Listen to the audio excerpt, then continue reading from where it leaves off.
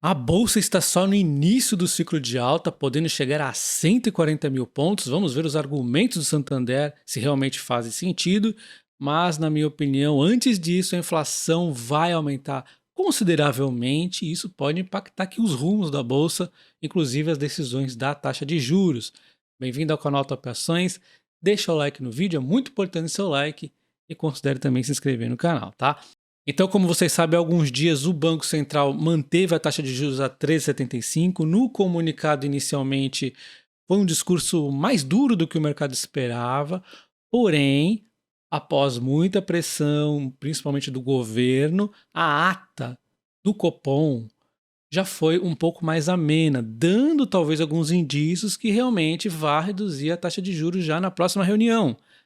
Mas, na minha opinião, eles deram uma ensaboada para deixar meio que em aberto, ou seja, puxa, pode ser que a gente reduza, né? Mais ou menos assim, mas talvez não aconteça essa redução por conta exatamente da inflação. Então o Banco Central relembra que o ambiente externo deu uma melhorada tanto na Europa quanto nos Estados Unidos, principalmente na questão do cenário do setor financeiro, né? Toda aquela questão dos bancos lá já está meio que melhorando. Eles relembram aqui que os bancos centrais estão nessa pegada também da taxa de juros, falam que o cenário doméstico deu uma melhorada, a desaceleração gradual vai acontecendo aqui na inflação, porém é algo que tem que continuar sendo visto, né? E eles já têm a nova precificação da inflação para 2023 em 5,1 e 4,0 para 2024. E aí, quando você bate o olho em 5,1, talvez você esteja achando muito, mas não é. Inclusive, pode ficar acima disto. Eu já vou comentar sobre isso. Então o Copom acaba destacando alguns pontos que podem modificar as perspectivas para cima ou para baixo. Entre os riscos nós temos uma maior persistência de pressões inflacionárias globais, alguma incerteza residual sobre o desenho final do arcabouço fiscal a ser aprovado pelo Congresso Nacional, e realmente ainda existe um pouco aí de questões, uma desancoragem maior ou mais duradoura das expectativas da inflação para prazos mais longos. Então esses são os principais pontos que podem trazer um risco da inflação. No ponto de risco de baixa risco, né, entre aspas, uma queda adicional nos preços das commodities internacionais em moeda local, que é parte importante desse movimento. E eu não sei se essas commodities, a maioria delas tem tanta margem para estar caindo. O petróleo, que é uma importantíssima, eu não vejo margem para cair, já vou comentar sobre isso. Um segundo ponto seria uma desaceleração da atividade econômica global mais acentuada do que projetada. Eu sou aqui desde o início de 2022, eu cravo que não teremos uma recessão muito severa no mundo. Então também acho que não vai acontecer isso. E uma desaceleração na concessão de crédito doméstica maior do que seria compatível com o estado do ciclo de economia monetária. E aí a gente vai ter que ir vendo aos poucos, né? Então esses são os principais cenários que podem modificar aqui as perspectivas da inflação.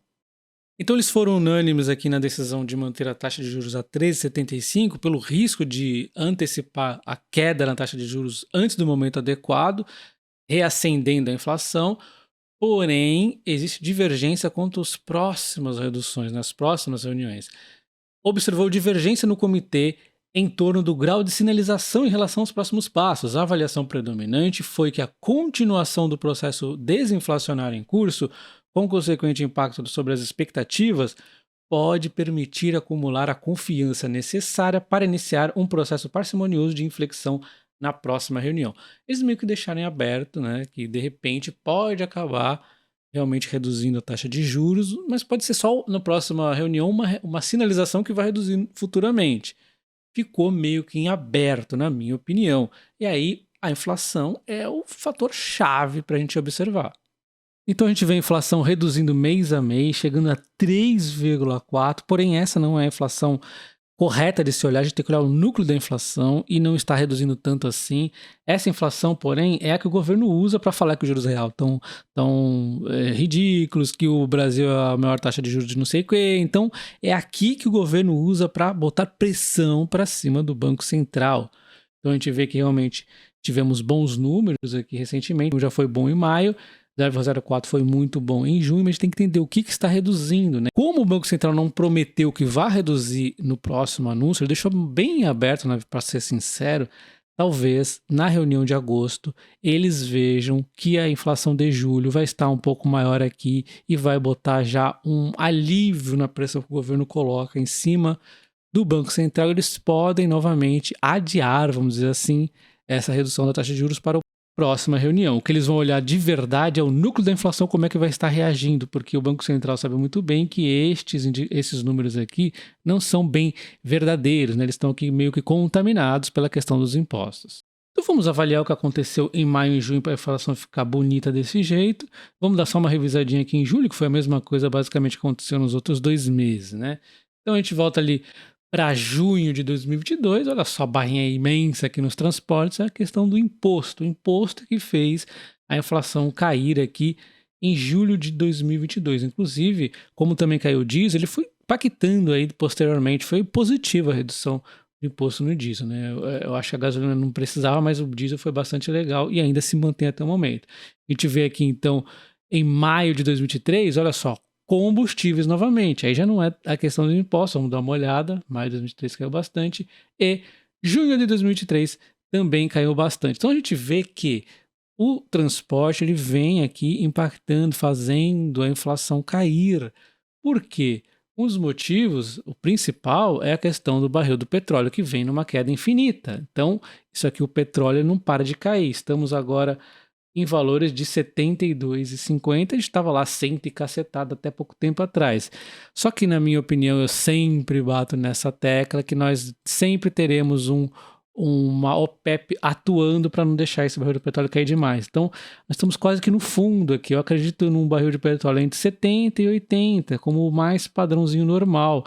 Várias petrolíferas, inclusive, trabalham atuando nesse range aqui de preços, talvez um pouquinho mais alto, mas esse aqui seria o padrãozinho base para elas, não deve cair muito, então nós não podemos mais contar com redução por conta da parte dos transportes. Por outro lado, nós temos aqui o aumento do imposto na gasolina em julho. O governo retoma impostos e litro deve subir 22 centavos, porque está aumentando os impostos. Então o que vai acontecer? Pressão para cima justamente do que vinha melhorando, que é a questão dos transportes, tá? E como nós vimos, o Banco Central ele fica atento também a 2024 e adivinha quem vai voltar aos impostos? O diesel. E o diesel não é apenas a parte dos transportes. Num primeiro momento é muito mais nos transportes, mas depois ele vai fazendo um efeito gradual em vários produtos da cadeia, porque muitas coisas são transportadas usando aí diesel, né, na verdade. Então, isso também tem que ficar na pauta. A inflação deve aumentar em 2024 por pressão aqui do diesel. Então, fazendo uma continha de padaria onde o transporte vai pelo menos parar de ajudar, a gente pode pôr uma inflação de 0,30 de padaria, a continha aqui para os próximos 3 meses, e a nossa inflação vai para 5,50 praticamente. Um aumento em relação à inflação que nós temos no momento de 62%. E lembrando que em dezembro nós temos aí o fim, né, do imposto diesel, que vai voltar, na verdade, em janeiro. Então, que é algo que vai continuar impactando aí por longo prazo. Então, baseado nisso, não dá para cravar que a taxa de juros nem vai subir, nem vai cair na próxima reunião, mas o Banco Central pode ter aqui as armas para não reduzir a taxa de juros. Lembrando que a meta da inflação de 2023 é 3,25, podendo para cima para baixo mudar em 1,5, ou seja, a meta limite de inflação é 4,75, o que é um desafio cumpri-la. Tudo isso para eu poder dizer que não é claro que realmente vai reduzir a taxa de juros, mas talvez reduza, e talvez isso signifique volatilidade, e na minha opinião, volatilidade é oportunidade. E isso a gente já linka no que o Santander diz, que a Bolsa pode chegar a 140 mil pontos, porque esses ciclos de baixa de taxa de juros costumam durar até 18 meses. Eles complementam que a recente melhora nos dados macroeconômicos e de sentimentos sinalizam que as partes complexas do cenário de investimentos estão começando a se alinhar, criando um quadro mais coerente e promissor para as ações brasileiras. E eu ainda complemento aqui que os Estados Unidos, nessa questão do macroeconômico, estão ajudando muito, né? E também a Europa, também, que parecia que é pior e não está. Quem está atrapalhando um pouquinho é a China, que está crescendo menos do que o esperado. Mas de resto aí está muito bom.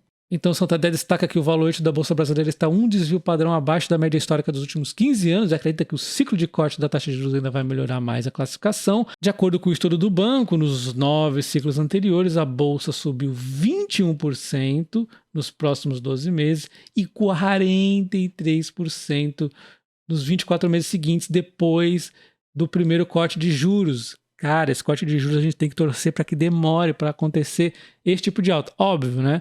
Eu acho, na minha opinião, que nós já antecipamos um pouco dessa alta aqui, então não devemos subir tudo isso, mas ainda assim tem muita gordura. Pense em 43%, hein? Então ainda tem gordura para subir, e lembrando que também nesse ciclo aqui também houve um pouco de antecipação, né? Uma vez aprovado o novo marco fiscal, a prioridade do Congresso passa a ser a aprovação da reforma tributária, e aí eles dizem que o PIB pode aumentar 20% no longo prazo, mas eu tenho um pouco de receio, tá? Eu acho que não posso cravar se vai ser boa ou não a reforma tributária, vamos ver como é que vai ser, mas isso aqui pode trazer o que também pra gente?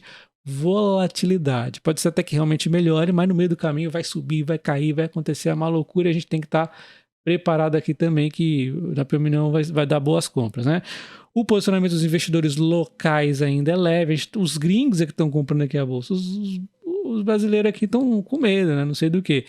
62% ela tem posição de caixa acima da média histórica ou em linha, né?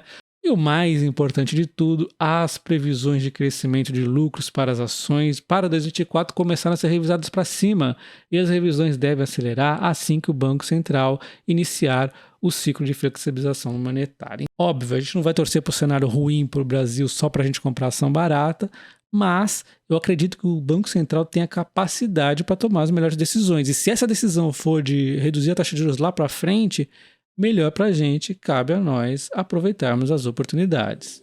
Então já vou concluir a minha opinião, mas antes considere se tornar membro do canal, tá? Apenas R$ 7,99 você tem alguns conteúdos exclusivos. Então a bolsa pode sim chegar a 140 mil pontos ou até passar disso, mas precisa pensar em alguns pontos, como por exemplo, na minha opinião, o cenário externo não vai ter grandes recessões nos Estados Unidos, isso é positivo. A Europa caminha também para uma melhora, está acontecendo. A China, a gente tem que ver como é que vai ser o crescimento lá. Não vai crescer como antes, mas ainda vai ter algum crescimento. Esse período de adaptação pode causar ruídos nas ações, isso vem acontecendo.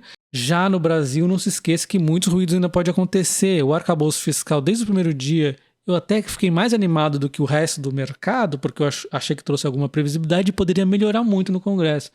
A verdade é que não melhorou tanto no Congresso como eu imaginava, mas houve uma melhora lá também. O arcabouço fiscal é melhor do que não tê-lo, embora não seja perfeito, longe disso, né? E nós ainda temos a própria reforma tributária, que pode ser bom ou não, e de bônus ainda temos a possível taxação de dividendos, que pode ser em linha com o que o Guedes vinha fazendo, então a bolsa já precificou boa parte disso. Pode ser pior do que o Guedes estava fazendo, aí vem mais quedas monstruosas. Então, volatilidade é uma trajetória que pode estar acontecendo, na verdade é o caminho base, é a volatilidade até esses tais 140 mil pontos ou mais. Deixe nos comentários o que você acha. Um abraço e até o próximo. Valeu!